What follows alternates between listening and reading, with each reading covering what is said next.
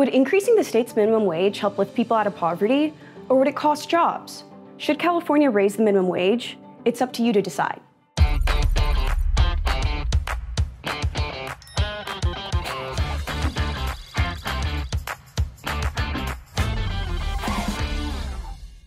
I'm Katherine Jackson, a student researcher at the Rose Institute of State and Local Government, with a nonpartisan analysis of Proposition 32.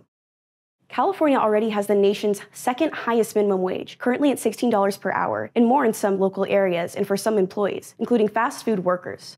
California's minimum wage is more than double the federal minimum wage. Prop 32 would raise the statewide minimum wage to $18 per hour for large companies in 2025 and for smaller ones in 2026. It would increase for inflation in future years.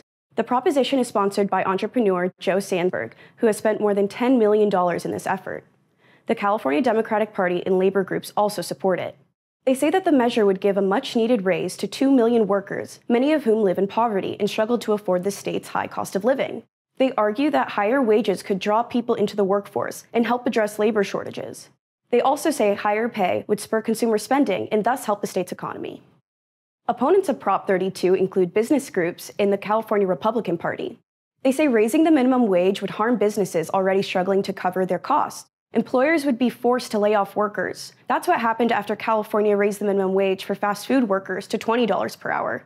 Opponents say wage hikes would also result in higher prices for consumers. In summary, a yes vote on Proposition 32 would raise California's minimum wage to $18 per hour over the next 2 years and raise it for inflation after that. A no vote would continue California's current minimum wage policy. So, what do you think? How will you vote on Prop 32?